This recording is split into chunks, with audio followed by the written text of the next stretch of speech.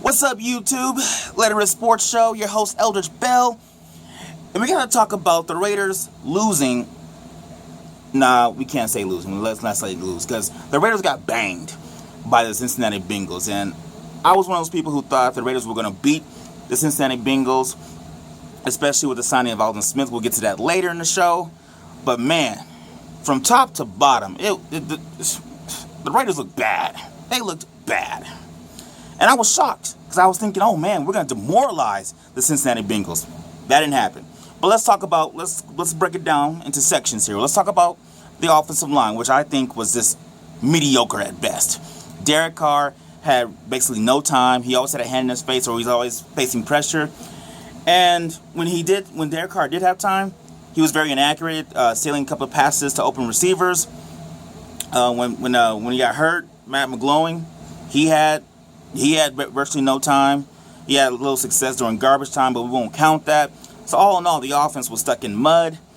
The receivers, Crabtree, he was okay. Amari Cooper, okay. But look, allow me to have a quick segue here and go into a tangent, because how is it that Adam Jones isn't suspended? I mean, you rip off this dude's helmet, and then you shove his head back into his helmet. If that had been a Raider, not only would he have been ejected from the game, he's suspended for 2 games minimum, and he's probably getting fined $2 million worth. But that Adam Jones stays in the game, playing next week on Sunday. I just had to get that out there. I was just wondering, does anybody else see the atrocity that the refs are when it comes to the Raiders? The Raiders cannot get calls to save their lives. Anyway, let's go back to the offense. One shining spot, I did like Latavius Murray's running, even though there weren't a lot of holes for him. He still was able to get some yardage, and I thought he displayed great vision. Made the best of a worse situation. He was kind of nullified because the score got out of hand for most of the game, so he really couldn't rush the ball. They had to abandon the run. And Rodney Hudson, he had a bad game too. He's a prize center. He had a bad game. He had a couple of penalties that stalled a couple of drives. And let's not forget Alawale, where he had I believe it was a 60-yard run that was nullified by a holding call on the offensive line. So the offensive line, terrible. The quarterback's function of the offensive line play, terrible. So I'm going to give the offense overall a D. And that's probably being too generous. They probably deserve an F, but let's go with a D.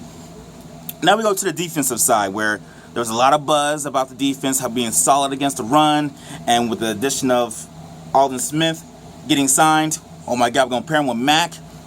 That was supposed to be a formidable duo. That really didn't happen. Obviously, Aldon Smith hasn't had an offseason, had preseason, so I didn't expect him to tear it up. But Khalil Mack was basically a non-factor. They did a good job of neutralizing him. The defensive line as a whole didn't get pressure. Andy Dalton had basically all day to throw. And the running game, Hill, he basically was just running up and down. I mean, he didn't have like 200 yards, but he still wasn't really held in check. So the defensive line wasn't really there. The linebackers, Ray Armstrong, and I'm hoping this is just one game, but he is terrible. He's got to play a lot better, because if he keeps playing like this, I'm telling you right now, Raider Nation is going to complain about why didn't we keep C.O. Moore, and especially if C.O. Moore does dirt in a Colts uniform. So the linebackers overall were terrible, missed tackles. Ben Henney missed a tackle on the Hill touchdown, where he could have had a chance to stop it and stop the Bengals on 4th down. The whole linebackers had a terrible game. I mean, they made Tyler Eifert look like he was Gronk. So the defense, F.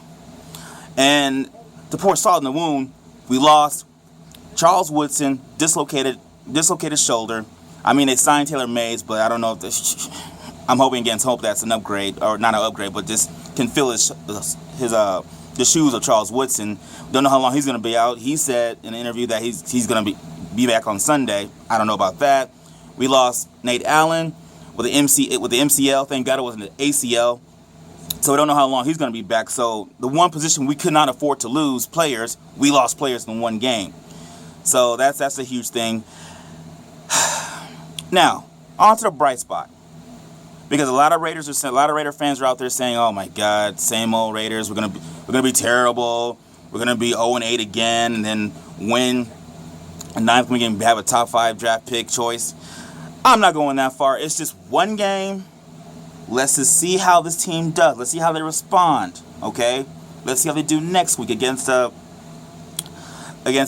Ravens. Let's see how if we have the same performance then, we can start slightly pushing the panic button. But let's calm down. Let's not forget. And Justin Tuck said it best. You know, I started fast in my career, and we get smoked at the end of the year. And I started slow in 2007 when the Giants were 0-2.